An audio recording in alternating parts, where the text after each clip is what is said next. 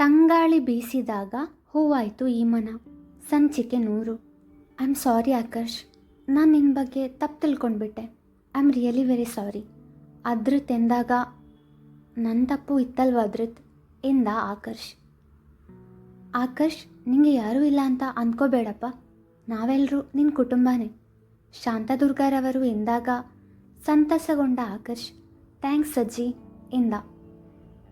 ಎಲ್ಲ ಸಮಸ್ಯೆ ಬಗೆಹರಿಯಿತಲ್ಲ ಎಂದು ಖ್ಯಾತಿ ಸಹ ಖುಷಿಪಟ್ಟಳು. ಐ ಆಮ್ ಸಾರಿ ಖ್ಯಾತಿ, ನನಗೆ ತುಂಬ ನೋವು ಕೊಟ್ಬಿಟ್ಟೆ. ಖ್ಯಾತಿಯ ಬಳಿ ಕ್ಷಮೆ ಕೇಳಿದ ಅದ್ರಿತ್. ನಾನು ನಿನ್ನನ್ನು ಕ್ಷಮಿಸಿದ್ದೇನೆ ಎಂದ ಖ್ಯಾತಿಯ ಮಾತಿಗೆ ಅವನು ದಂಗಾದ. ಇಷ್ಟು ಬೇಗ ಅವಳು ತನಗೆ ಕ್ಷಮೆ ನೀಡುವಳು ಎಂದು ಅಂದುಕೊಂಡಿರಲಿಲ್ಲ ಅದ್ರಿತ್. ತನ್ನ ಸುತ್ತಲೂ ಇರುವವರನ್ನು ಮರೆತು ಖುಷಿಯಿಂದ ಅವಳನ್ನು ಆಲಂಗಿಸಿ ಥ್ಯಾಂಕ್ ಯು ಸೋ ಮಚ್ ಎಂದ. ಅವನ ಚರ್ಯೆಗೆ ಎಲ್ಲರ ಮೊಗದಲ್ಲೂ ನಗು ಅರಳಿತು. ಇನ್ನಾದರೂ ಇಬ್ಬರು ಸುಖವಾಗಿ ಬಾಳಲಿ ಎಂದು ಮನಸಾರೆ ಹರಸಿದರು ಎಲ್ಲರೂ. ಗೋಪಿನಾಥ್ರವರು ಕೆಮ್ಮಿದಂತೆ ನಟಿಸಿದಾಗ ದೂರ ಸರಿದು ನಿಂತರು ಇಬ್ಬರು. ಖ್ಯಾತಿಗೆ ಮುಜುಗರವಾದರೆ ಅದ್ರತ್ ಪೆಚ್ಚಾಗಿ ನಕ್ಕ. ನಾನು ಇನ್ನೊಂದು ಮುಖ್ಯವಾದ ವಿಷಯದ ಬಗ್ಗೆ ಮಾತಾಡಬೇಕಿತ್ತು ಆಕರ್ಷ್ ಎಂದಾಗ ಈಗ ಎಲ್ಲರ ನೋಟ ಅವನತ್ತ ಹರಿಯಿತು. ನನಗೆ ಹೇಗೆ ಹೇಳಬೇಕು ಅಂತ ಗೊತ್ತಿಲ್ಲ. ನಾನು ಹೇಳೋ ವಿಷಯ ನಿಮಗೆಲ್ಲ ನೋವು ಕೊಡಬಹುದು, ಆದರೆ ನನ್ನ ಸ್ಥಾನದಲ್ಲಿ ನಿಂತು ಒಮ್ಮೆ ಯೋಚಿಸಿ ನೋಡಿ. ಚಿಕ್ಕವನಿದ್ದಾಗ ಅಮ್ಮನನ್ನು ಕಳ್ಕೊಂಡೆ. ಪರಿ ನನ್ನ ಜೀವನಕ್ಕೆ ಬರುವ ತನಕ ನಾನು ಒಂಟಿಯಾಗಿದ್ದೆ. ಅವಳು ಬಂದ ಮೇಲೆ ನನ್ನ ಜೀವನ ಬದಲಾಯಿತು. ಆದರೆ ಈಗ ಮತ್ತೆ ನಾನು ಒಂಟಿ. ಈಗ ನನಗೆ ಅಂತಿರೋಳು ನನ್ನ ಮಗಳು ಒಬ್ಬಳೆ. ದಯವಿಟ್ಟು ನನ್ನ ಮಗಳನ್ನು ನನ್ನ ಜೊತೆ ಕಳಿಸಿಕೊಡ್ತೀರಾ? ಕೈ ಜೋಡಿಸಿದ. ಖ್ಯಾತಿ ತಕ್ಷಣ ತನ್ನ ಕೋಣೆಯತ್ತ ಓಡಿದಳು. ಅದ್ರಿತ್ ಅಲ್ಲೇ ನಿಂತು ಬಿಟ್ಟ. ಧೃತ್, ನಿಂಗೆಷ್ಟು ಕಷ್ಟವಾಗ್ತಿದೆ ಅಂತ ನಂಗೆ ಗೊತ್ತು, ಆದರೆ ನಂಗೆ ಬೇರೆ ದಾರಿ ಇಲ್ಲ ಎಂದ ಆಕರ್ಷ್ ಮುಕುಂದರವರ ಬಳಿ ಬಂದು, ಮಾವ, ನೀವು ಮತ್ತು ಅತ್ತೆ ಕೂಡ ನನ್ನ ಜೊತೆ ಬನ್ನಿ. ಇದು ಕೂಡ ಪರಿಯ ಆಸೆಯಾಗಿತ್ತು. ನಮ್ಮ ಮದುವೆ ಆದಮೇಲೆ ನಮ್ಮ ಅಪ್ಪ ಅಮ್ಮ ಕೂಡ ನಮ್ಮ ಜೊತೆ ನಮ್ಮ ಮನೇಲಿರಬೇಕು ಹರ್ಷ್ ಅಂತ ಯಾವಾಗಲೂ ಹೇಳ್ತಿದ್ಲು. ನಾನು ನಿಮ್ಮ ಮಗನಾಗಿ ನಿಮ್ಮ ಜೊತೆ ಇರ್ತೀನಿ ಎಂದ. ಮುಕುಂದರವರು ಅದ್ರಿತ್ನತ್ತ ನೋಡಿದರು. ಅವನು ಸೋತವನಂತೆ ಕುಳಿತು ಬಿಟ್ಟಿದ್ದ. ಅವನ ಮನದ ನೋವು ಅವನಿಗಷ್ಟೇ ತಿಳಿದಿತ್ತು. ಆಕರ್ಷ್ನ ಮಾತಿಗೆ ಏನೊಂದು ಉತ್ತರಿಸದೆ ದಾಪುಗಾಲು ಹಾಕುತ್ತಾ ಕೋಣೆಯತ್ತ ನಡೆದ. ಖ್ಯಾತಿ ತನ್ನ ಮಂಡಿಯಲ್ಲಿ ಮುಖ ಹುದುಗಿಸಿ ಅಳುತ್ತಿದ್ದಳು. ಖ್ಯಾತಿ ಎಂದ ಮೃದುವಾಗಿ, ನನಗೆ ನಿನ್ನ ಮೇಲೆ ಪ್ರೀತಿ ಇದ್ದದ್ದು ನಿಜ, ಆದರೆ ನಾನು ನಿನ್ನನ್ನು ಮದುವೆಯಾಗಲು ಮುಖ್ಯ ಕಾರಣ ನಮ್ಮ ಪುಟಾಣಿ. ಅವಳಿಗೆ ಅಮ್ಮನಾಗಿ ಅವಳ ಜೊತೆಯಲ್ಲಿ ಇರಬೇಕು. ಅವಳಿಗೆ ಯಾವತ್ತೂ ಅಮ್ಮನ ಪ್ರೀತಿಯ ಕೊರತೆ ಕಾಡಬಾರದು ಅಂತ ಅಂದ್ಕೊಂಡಿದ್ದೆ. ನಾನು ಅವಳಿಗೆ ಜನ್ಮ ನೀಡಿಲ್ಲ ಅಷ್ಟೆ, ಆದರೆ ಅವಳು ನನಗೆ ಮಗಳೇ. ಈಗ ಆಕರ್ಷ್ ಬಂದು ನನ್ನ ಮಗಳನ್ನು ನನ್ನ ಜೊತೆ ಕಳಿಸಿ ಅಂದರೆ ಹೇಗೆ ಅವನ ಜೊತೆ ಕಳಿಸೋಕ್ಕಾಗುತ್ತೆ? ಇಲ್ಲ, ನಾನಂತೂ ಖಂಡಿತ ಇದಕ್ಕೆ ಒಪ್ಪಲ್ಲ ಎಂದಾಗ ಅವಳನ್ನು ಬಿಗಿಯಾಗಿ ಅಪ್ಪಿದ ಅದ್ರಿತ್. ಅವನ ಮನದ ನೋವು ಕಣ್ಣೀರ ರೂಪದಲ್ಲಿ ಹೊರಬಂದಿತು. ಕೆಲ ಹೊತ್ತು ಹಾಗೇ ಇದ್ದವರು ತದನಂತರ ದೂರ ಸರಿದರು. ಪಾಪುನ ಬಿಟ್ಟಿರೋಕೆ ನನಗೂ ಆಗಲ್ಲ ಖ್ಯಾತಿ. ಅವಳಿಗೋಸ್ಕರನೇ ನಾನು ನಿನ್ನಿಂದ ದೂರ ಇದ್ದೆ. ನಂಗೆ ನಿನ್ನ ಮೇಲೆ ದ್ವೇಷ ಇರಲಿಲ್ಲ. ಪರಿಯ ನೆನಪಾದಾಗ ನಿನ್ನ ಮೇಲೆ ಕೋಪ ಬರ್ತಿದ್ದದು ನಿಜ, ಆದರೆ ಮನಸಾರೆ ನೀನನ್ನು ದ್ವೇಷಿಸಿರಲಿಲ್ಲ. ಪಾಪುನ ಚೆನ್ನಾಗಿ ನೋಡ್ಕೊಳ್ತೀನಿ ಅಂತ ಪರಿಗೆ ಮಾತು ಕೊಟ್ಟಿದ್ದೆ. ನಾನು ನಿನಗೆ ಹತ್ತಿರ ಆಗಿ ನಮಗೆ ಮಗುವಾದರೆ ಪಾಪು ಎಲ್ಲಿ ನಮ್ಮಿಂದ ದೂರವಾಗುವಳೋ, ಅವಳಿಗೆ ಸಿಗಬೇಕಾದ ಪ್ರೀತಿ ಎಲ್ಲಿ ಕಡಿಮೆ ಆಗುವುದೋ ಅನ್ನೋ ಭಯದಿಂದ ನಿನ್ನ ಜೊತೆ ತುಂಬ ಒರಟಾಗಿ ನಡ್ಕೊಂಡ್ಬಿಟ್ಟೆ ಖ್ಯಾತಿ. ದಯವಿಟ್ಟು ನನ್ನನ್ನು ಕ್ಷಮಿಸು.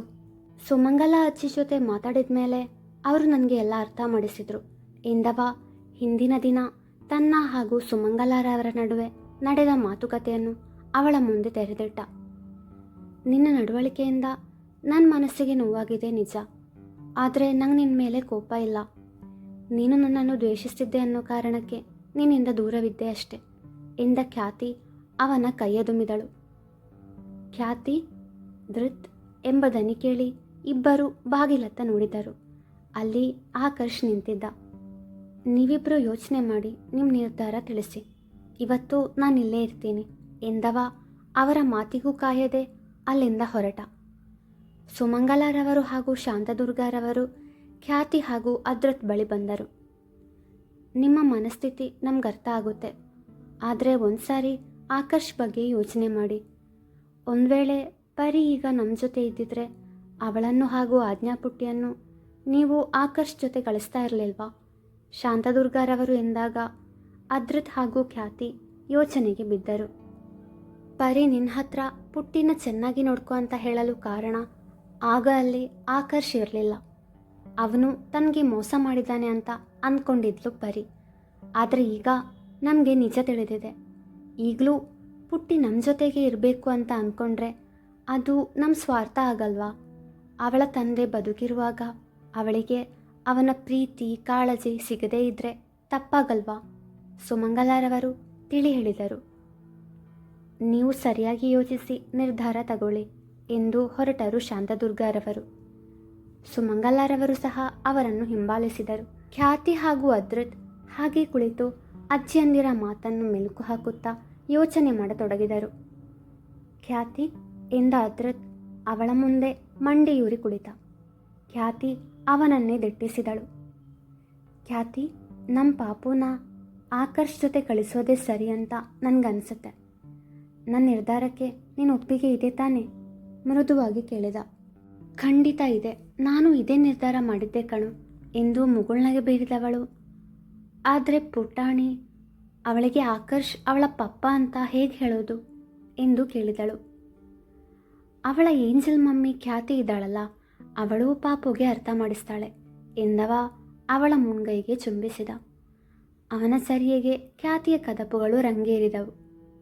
ಪಪ್ಪ, ಮಮ್ಮಿ ಎಂದು ಓಡುತ್ತಾ ಅವರ ಬಳಿ ಬಂದಳು ಆಜ್ಞಾ. ಪಾಪು ಎಂದ ಅದ್ರತ್ ಅವಳನ್ನು ಅಪ್ಪಿ ಮುದ್ದು ಮಾಡಿದ. ಐ ಲವ್ ಯು ಪಪ್ಪ ಎಂದು ನಕ್ಕಳು ಆಜ್ಞಾ.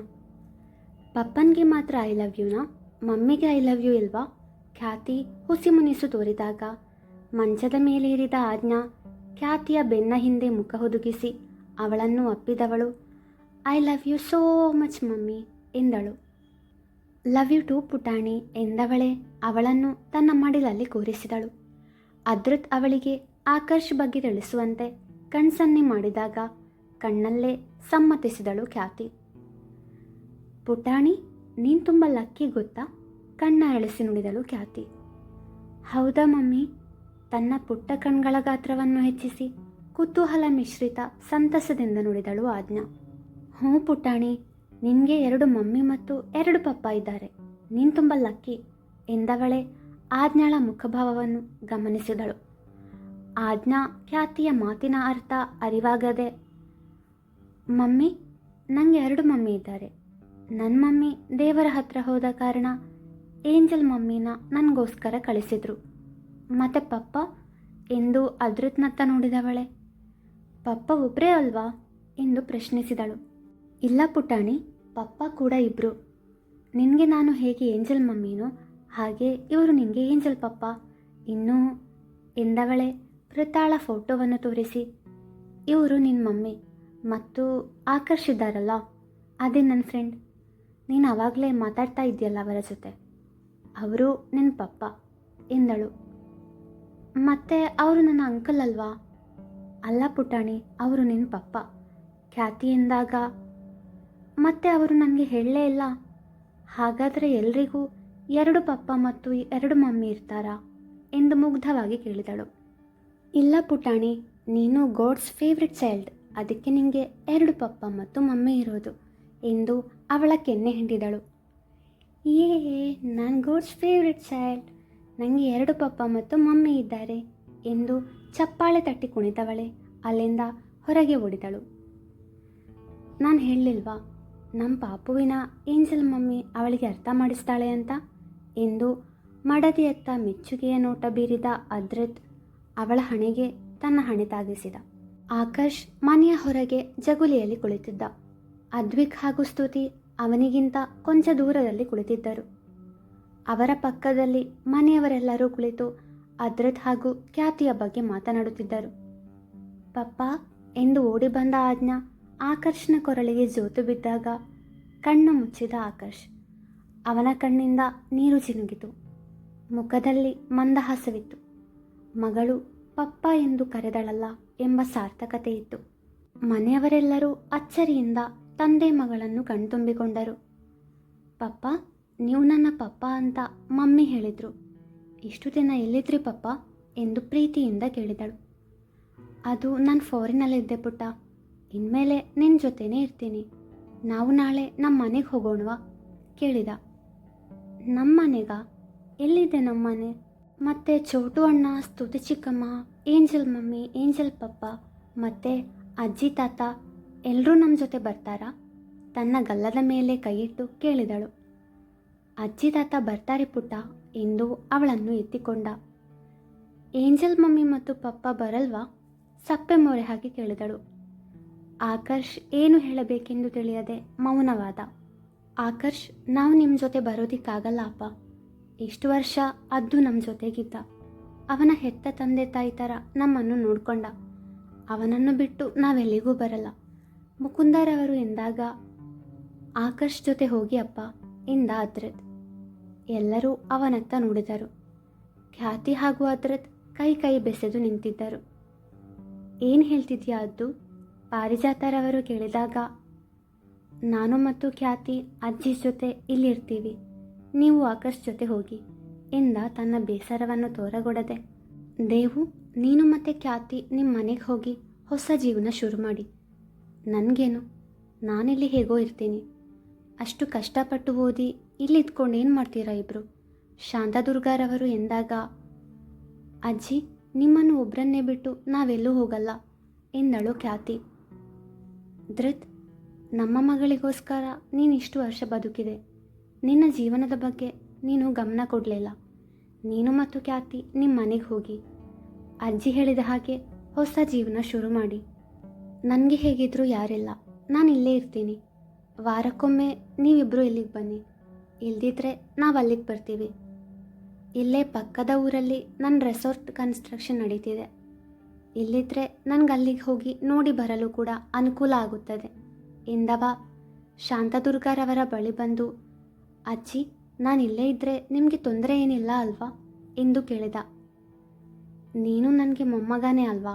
ನೀನು ಇಲ್ಲೇ ಇರ್ತೀನಿ ಅಂದರೆ ನನಗೆ ಅದಕ್ಕಿಂತ ಖುಷಿ ಇನ್ನೇನಿದೆ ಎಂದರು. ಆಕರ್ಷಣ ನಿರ್ಧಾರ ಎಲ್ಲರಿಗೂ ಮೆಚ್ಚುಗೆ ಆಯಿತು.